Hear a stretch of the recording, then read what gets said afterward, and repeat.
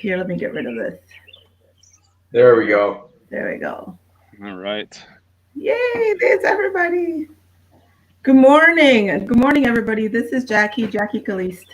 And on with our Facebook Live. Today we have Anthony Tomey from Jimmy John's and also Kyle Nelson from Insite Commercial. We're going to be talking about, businesses bouncing back, the commercial sphere, and also restaurants. And we have some great experts. They're going to talk about their businesses. They're going to talk about how they're pivoting, and they're going to just let us know a little bit about themselves. For myself, I do digital marketing. My specialties are websites and apps. Right now, I'm actually designing takeout and curbside apps for restaurants. They're really pretty straightforward. If you know somebody who might require one, please let me know. And we're going to be talking to Anthony first because I know he's busy. So Anthony, let me give you the screen over here. There you go. So I just wanted to see if you can just tell us a little bit about your business, how you got started in this business, and how this is affecting you currently. Yeah, thank you for having me on, Jackie. I started this business in 2003. I was drafted by the Detroit Tigers, and my dad wanted to do something. I'm like, all right, let's do something, something different. And we're Lebanese, and he's like, oh, let's open a gas station. I said, no, I don't want to do anything. I don't want to do anything 24 hours. And he's like, how about Subway? I said, no, we're not gonna do Subway. I eat Jimmy John's in college. Let's do Jimmy John's. We'll be like one of the first ones to bring it to the suburbs. And at that point, they had opened one in Royal Oak, and we opened up Novi. It's our first store, and then a couple years later, opened store 2 and store 3, and then I retired in 2008. And we went from 4 stores to 24 stores in the next 10 years. And then last year I bought 27 of them. So I ended up having 50 stores in 15 years now, 16 years. So kind of crazy. Amazing. That is amazing. And yeah, you're all over the Metro Detroit area. And correct. It's a great brand. It's a great franchise. What made you decide Jimmy John's?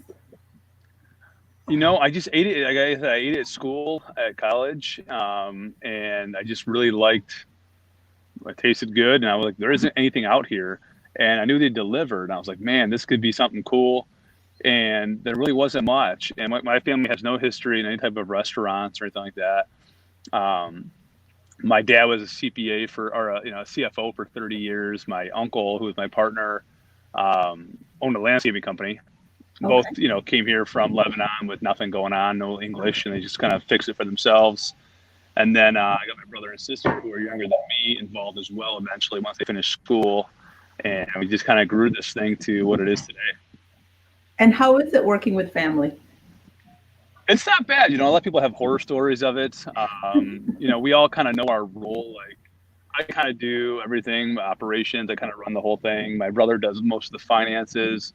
My sister does HR, payroll, stuff like that. Tony does. My uncle does like maintenance, and we all work in stores. We all do that. My dad just kind of he's retired really, but he just kind of hangs out and comes to the office every day and just audits all of our work. And he's pretty much the genius behind it all, I guess. It was my idea. When I was 21, I couldn't do much, obviously. So he had to sign for everything, do everything, but it was just kind of like a nice little idea we had. And we never thought it'd be like this, obviously. That was never our goal. It just kind of became easy and more like a game that we just wanted to keep going and going and going. So. And that's amazing too, because you were young and your dad understood that, okay, great, he's playing baseball, but how about the future? Let's plan for the future and see what's going to happen. 100%. Yeah, he had the foresight to see that and go ahead and start implementing that. Definitely. It was all him for sure. I give him all the credit. He was, he had obviously, like, I had a couple dollars from baseball, but I didn't know what to do, and I wanted to be cool, buy a car, buy this, and he's like, nope, you get $2,000 to go play with, and the rest of it's we can do something with. So good decision, I guess, in the end of the day. It is. It's awesome. That's fantastic. Now, how are you currently operating? How has this affected your business? And then how have you pivoted? And what are kind of some of the lessons learned that you'd like to share with some of us? Yeah, I mean, we ended up, when this first came out, the pandemic, we did okay the first week. We're down 50%.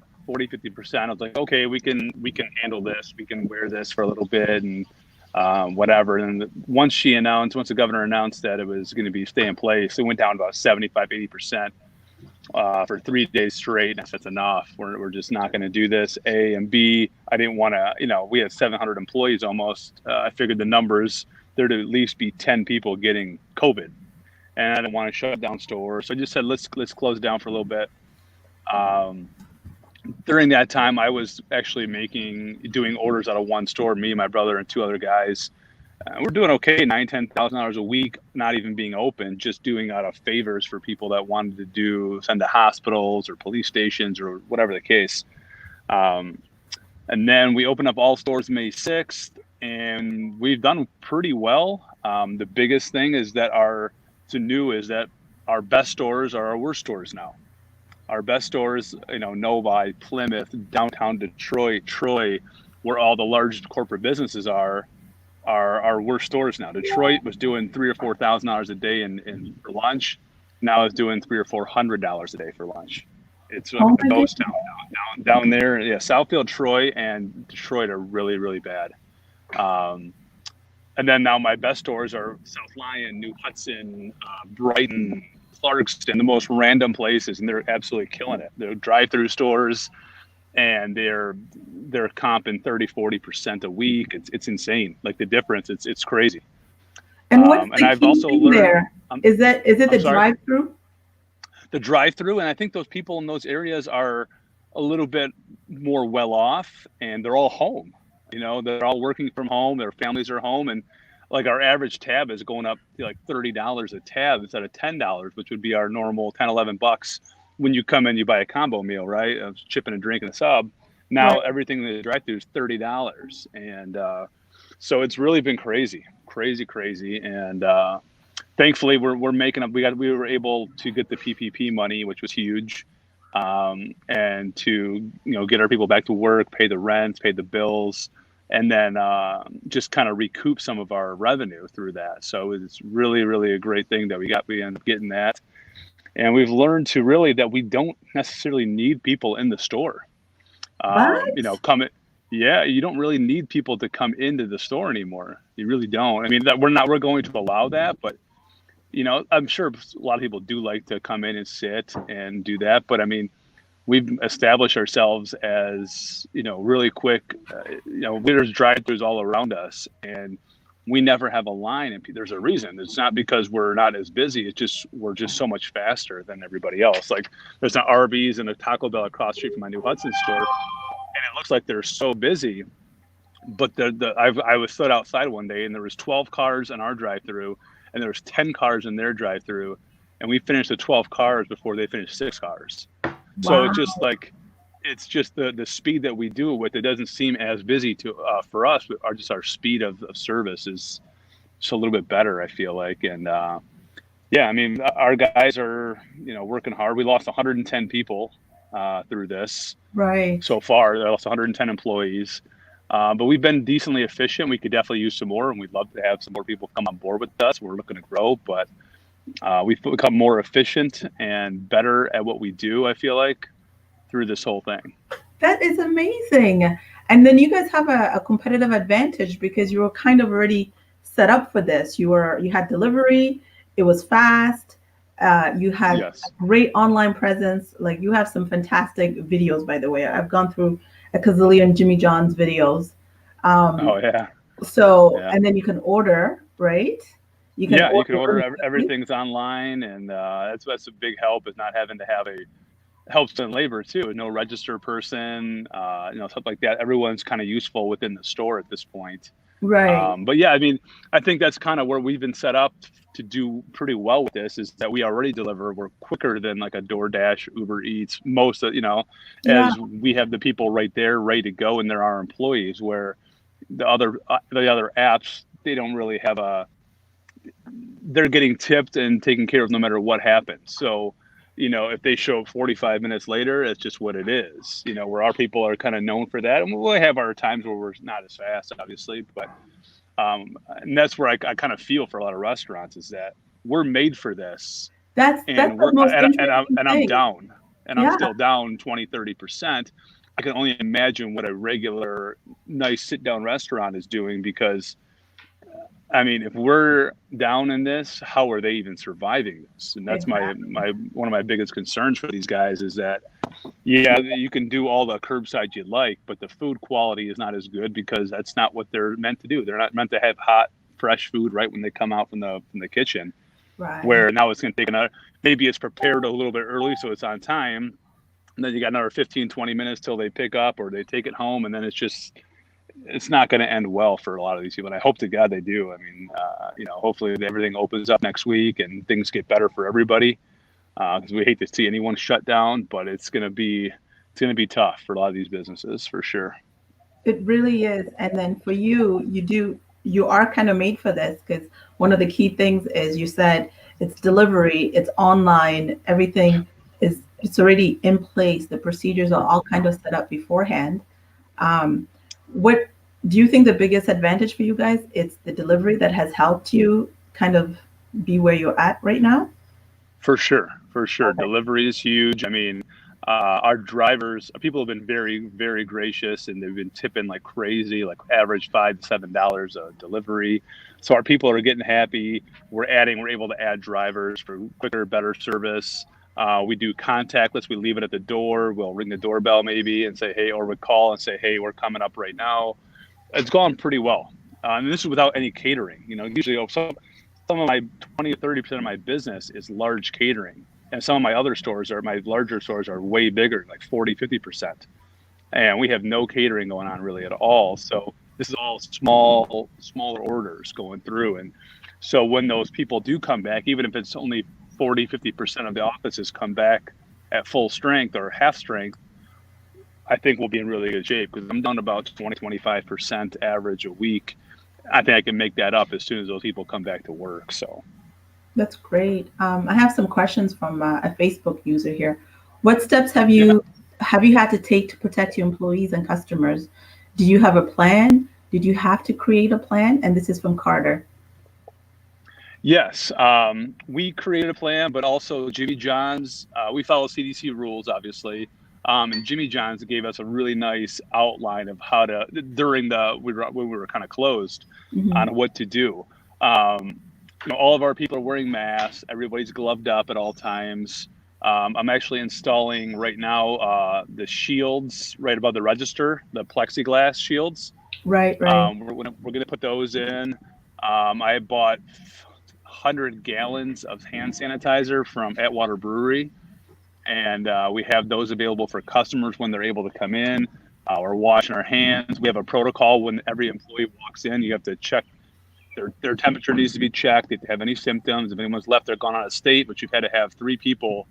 We've said, you can't leave the state, or it's 2 weeks quarantine, and they still have left. So we've had to say, sorry, you can't work, and puts us in a big hole too. 2 of them have been managers that decided to go visit family in Ohio a month ago, just knowing this was the case. So our employees are not always making the best decisions with that, but yes, we've taken every precaution.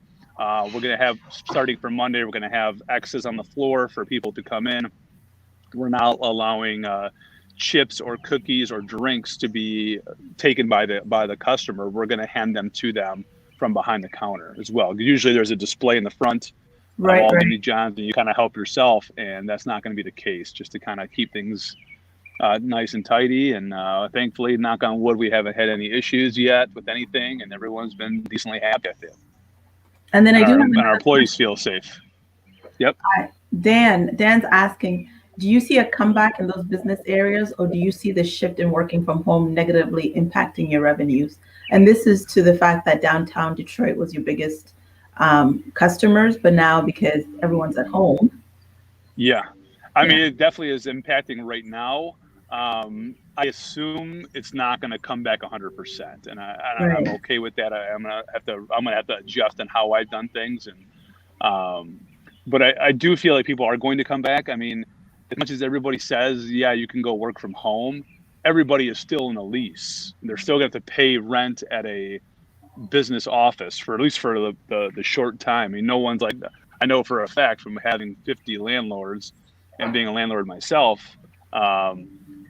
nobody's like, just say, you know what, forget it. No rent, call it a day, everyone work from home. That's not going to be the case. So at least people are going to be coming in, maybe not full force, maybe 3 days a week, maybe, certain people 3 days, certain people 2 days.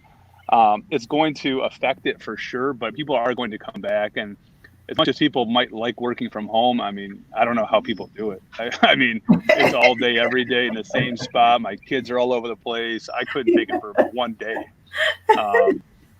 But I mean, yes, people, it definitely will affect it for sure. And it will have it will affect the revenues negatively, I would assume. Right. But at the same time, we might have more catering because when they do come into the office, they're going to say, hey, let's have a meeting. We're all here today. Let's order Jimmy John's. Let's order this. So I think maybe it will. Right. And at the same time, a lot of businesses, unfortunately, may not survive restaurant-wise. Right. And then hopefully it's something we can capture that market share. This is true. This is true because you are positioned to be. You already have some very strong indicators or some strong processes in place that are helping you that some competitors don't have. Do you see any indications from the competitors how many stores will be closing in the future? I did hear that Potbelly is closing 100 stores nationwide. What? Yep, nationwide, 100 stores closing. I saw. I have a store in Troy, North Troy, off of Rochester Road North, and I know that DeBella's and Jersey Mike's stores in those locations are both closing. I may close a store or two. Some of the ones I purchased myself this past year, and they were not big revenue stores as it was. This may give me an opportunity to kind of get out of that without, to kind of just move on from it and maybe find a different location if needed. Right. So I think some people strategically may use this for some of these larger franchisees or business owners. Some will be forced to, unfortunately. But yeah, I mean, there's going to be people closing or just closing slower stores. If they were a slower store as it was, barely making it or losing money, this might be the only opportunity they have to kind of just shut it down without any, payback from that. So right. So they can kind of do like a risk assessment and see, is this really something that's worth pursuing, or just to, kind of look at your losses and just let them be and move on. Correct. I think that's going to be a big thing for a lot of smaller places like myself, and a lot of large places that have a 3,000 or 4,000 square foot spot that can only be occupied 50%. I mean, I don't know how long you're going to last doing that, Okay. And I have another question from a Facebook user. What is the message you want to go out to those really scared about buying food from somewhere with worries? For example, those who still clean up all their groceries, etc. Is there something we can share to help them feel more comfortable? Yeah, I mean, like I said, we have not had any issues, thankfully. We as Jimmy John's are taking every precaution we can. All our vegetables, everything we do is prepped in the morning every day. Our bread is, our food, our vegetables. We've always worn, gloves no matter what we do, whether it's slicing the food, preparing the food, anything like that. We're obviously less staffed as we used to be. We have only 2 people on a line instead of 3. We have a lot less people within the store. Everyone's wearing a mask at all times in our stores. They've all signed off on it. We have a list that everyone had to sign of things that we have to do. So, I mean, I understand people's apprehension, but I think it's also obviously things have slowed down COVID-wise, and I feel as if you just kind of have to go out at some point, or else it's either or. Things aren't, the virus is not going to leave tomorrow. It's not going anywhere. It's either you kind of venture out and live life as well as you can and take the precautions needed, or you just sit in your house and do what you got to do for the next 8 months. So it's we think you have to kind of just take that chance and think that people are doing things the right way and everybody's looking out. Trust me, everybody, even within our own employees, are looking out for each other. Like, hey, your mask is off, or hey, don't do that, or throw that away. You touched it with it. Everyone's kind of looking out for each other. Yeah, they're definitely looking out for each other and making sure that the business is going to stay for a while, because at the same time, it's their job as well, and jobs are going to be very scarce going after the $600 is going away here. The unemployment. So that's got another month of that. So once that goes away, there's going to be a talent shortage, or overuse of it, and so people are going to be trying to get jobs that are very overqualified for those jobs, and I think people want to keep their job as is, or else they're going to be in bad shape. It's so true. And then how about promotions? Do you have anything that you're offering right now? Any specials, any promotions? Well, what I've been doing for bulk orders, like especially the first responders, hospitals, organizations like that, I've been doing a $10 box lunch, which our normal box lunch is $12.99, and it's a sub, a chip, a cookie, and a pickle in a box. And then I've been doing for the first responders as well is $6 for a sub and a chip. And that's in like large bulk orders, not if you come in the store and order one sub and one chip. That's like, hey, I want to take this to a hospital floor feeding 50 people, and boom, I'll give you that deal like that. But it's worked really well. We've done a lot of places as Flag, Heroes for Hospitals. We just did recently yesterday, Feed the Front Lines, all these different organizations that are reaching out to us as we're, fresh food. It can sit there for a little bit, not go bad. And we deliver obviously on our own. So it's been really good to have a lot of these organizations taking advantage and using these deals to feed our frontline heroes. That's fantastic. That is fantastic. Well, thank you. Thanks, Anthony, for sharing. You're always welcome to stay on if you want. Kyle's going to be talking next, and he's talking about commercial real estate and kind of like on the point that you were touching on about spaces downtown where people are working remotely and they're not there. So we're going to get a little different insight on what's happening in that sphere, because he is the expert. I want to hear this. I want to hear this for sure. I'm trying to get into some commercial real estate. So let's hear it, Kyle. Thank you. Thanks, Anthony. Thank you. All right. Hey, Kyle, how you doing? Hey, Jackie, good. How are you? Good. Here, let me just get all your info here on the screen. And welcome. Thank you for joining us. Yeah, absolutely. Thanks for having me. If you can just tell us a little bit about your business, how you got started and how you help small businesses out, and about this particular situation we're in, how it's affecting the commercial sphere. Yeah, absolutely. So I wish my start in the business was as exciting as Anthony's being a professional baseball player. But I was out of college. I thought I was going to go into Homeland Security, the private security sector, and I was doing that for a little bit, not necessarily loving what I was doing. And then I was introduced to now my boss, and I just kind of did a total 180, got into the commercial real estate space, and now 3 years later, I'm loving it. And I'm glad I made the jump. And then in terms of how we help small businesses, similar to Anthony's with the Jimmy John's, we service and assist a number of fast casual users, QSR users. From one of my main clients is Chicken Shack, all the way up to national brands like Beaumont Hospital and tenants alike, similar to them. So we kind of service full spectrum of small businesses all the way up to major corporations. That's fantastic. Mm-hmm. How is this affecting your clients? Have they reached out to you as far as rent, as far as having to shut down? Or is it just kind of everything is on hold? Is it busy? Are you busier than usual? What tools are you using to kind of navigate this fear with anything that's new, that's being purchased, that's being sold?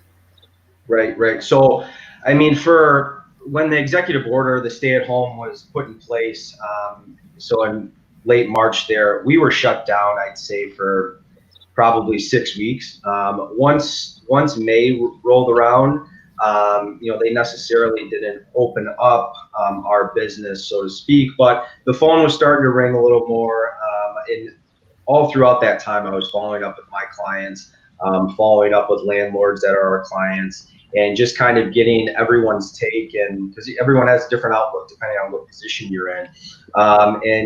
From my clients that are tenants in strip centers and whatnot, the food users, they were okay. And I think Anthony kind of hinted at that.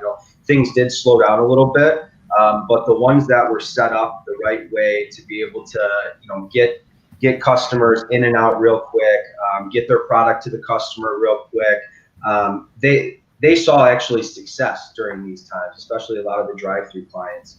And then in terms of some of the clients that I have that have more of a sit-down concept, they struggled a little bit, and they look to us to kind of get ideas of how do I approach my landlord. And then on the flip side, landlords were coming to us asking, hey, what do I do with these tenants that aren't paying right now? And kind of what we saw was that when it happened in March, March was almost over, so rents were probably already paid by then. And then April, what we saw is a kind of all for one for all type mentality that, hey, listen, we'll work with you, whether that be to defer the payments or, we'll just forgive April's rent. And then, we'll have an action plan set in place if this thing continues throughout May and so on and so forth. And so, I never really heard of any horror stories in terms with my clients.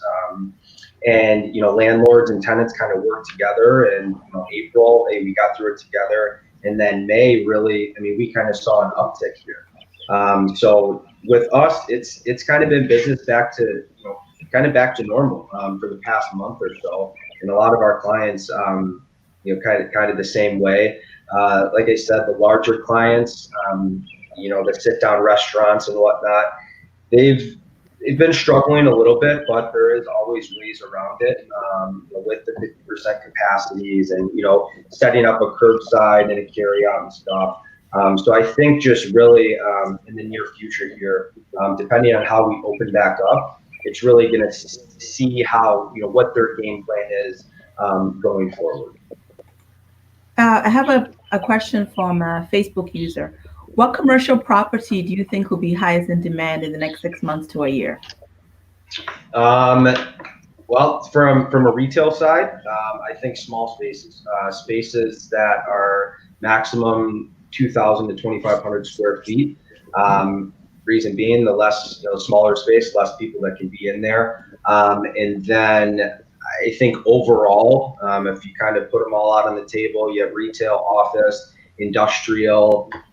Industrial, I think, is going to be a big property type that you're going to see a rise in pricing, a rise in demand.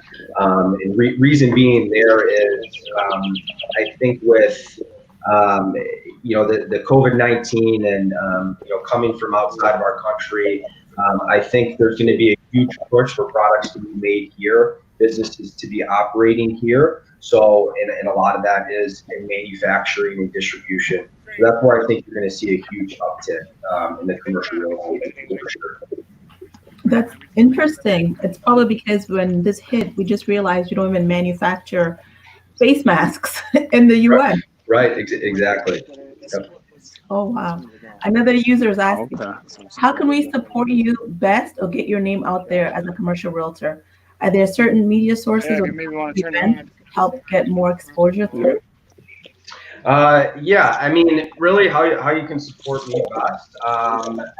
If you need it, if you have anyone that has questions regarding commercial real estate, you don't necessarily need to have a space or even own commercial real estate.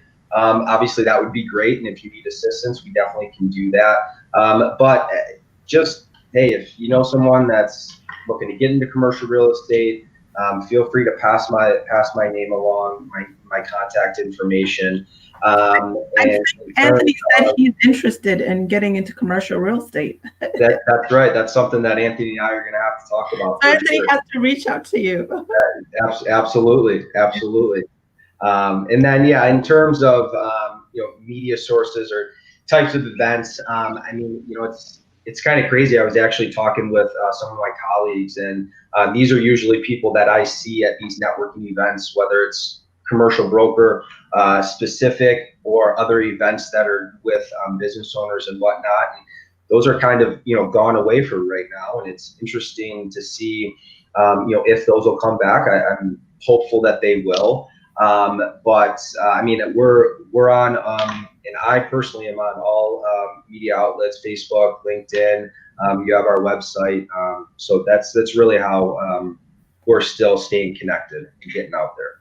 And Jacob has a question too. What is the best way to reach for available warehouse, small scale, for small business like mine? Jake. Well, the best way to search is, Jake, you got to reach out to me. that does not cost you anything. But I honestly, that we have all the outlets. There is, platforms that non-commercial brokers can go on and, check for availability. But it's a little bit different from, for example, like a Zillow. There is a LoopNet where you can go out there and, check to see the availability, but that's only skimming the surface. So really, I tell Jake, hey, give me a call, let me know what you're looking for, and we can definitely help you out and find that. And Jake said he'll reach out to you. Awesome. Good stuff. And then lastly, do you offer any special promotions? It's kind of, it's our business is unique.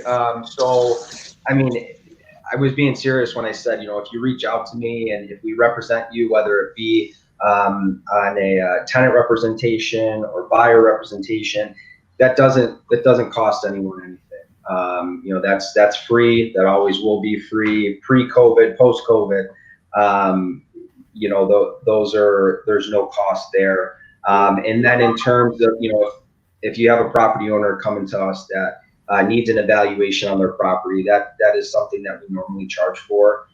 Depending on the piece of property, that's, we have been waiving the fees over the past couple of months, just because people are trying to get a sense of, hey, what's my real estate worth? Where would this go on the market?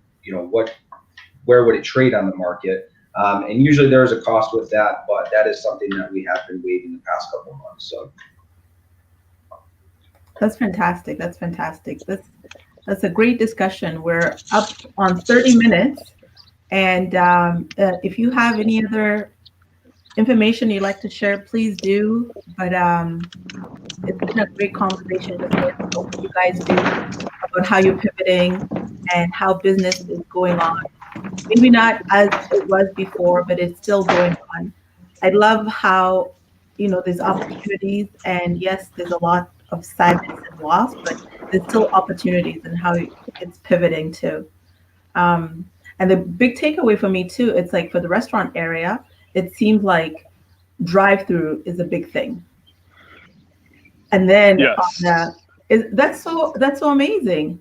So like I was trying to figure out how businesses can survive, and that's a big one, drive-through, where initially the restaurant industry was going to the sit-down model. People wanted casual sit-down. That's what they're calling it, I guess. But now, of course, with what's happening, it's drive-through. And then yeah. I mean that we're seeing it, and I'm sure Anthony can speak on this. I know that I don't think when Jimmy John's was founded and the concept came out, I think it was primarily you walk in, you watch and make your sandwich and you go. And now we're seeing a lot of users similar to Jimmy John's that are creating drive-through concepts now. I think one of the newest ones right now is like a Chipotle. At first, they were just strictly you walk in, you get your food, and you get out. And now they're trying to do end cap drive-throughs, freestanding drive-throughs. So I think that's what we're going to have, and that's where franchises like Anthony's and Jimmy John's are going to see great success. Awesome. Yeah, I mean, definitely. I personally, right now, I won't build a store. The last 3 years, I have not built a store that has not had a drive-through. I just won't, unless it's downtown Detroit. It's the only one I would do that does not have a drive-through. It's just not. I mean, even my numbers. I own a store in South Lyon. I was doing like 12,000, 13,000 a week. I moved it a half a mile away with the drive-through, and it's doing 17, 18,000. Now it's doing 22,000. This yesterday was the end of the week. It did 22,000 there, which is insane for literally a town with one main street. So it's a huge difference in any drive-through from a regular spot. Fantastic. Lessons learned. Lessons learned. Well, guys, thank you. We're up on the 30 minutes here. It was a fantastic conversation. Unless you have anything else you'd like to share, if you could actually send me some of the promotions, I'll post it in our group so people are aware and so people can take a look at those promotions. And I appreciate the time that you took out to, spend the 30 minutes here with us. Great stuff. Thank you, Jake. Thanks for having me. Kyle, great talking with you, man. Yeah, absolutely, guys. I appreciate it. Thank you. Thank you. Have a good day. Take care. All right. You as well. Bye. Bye.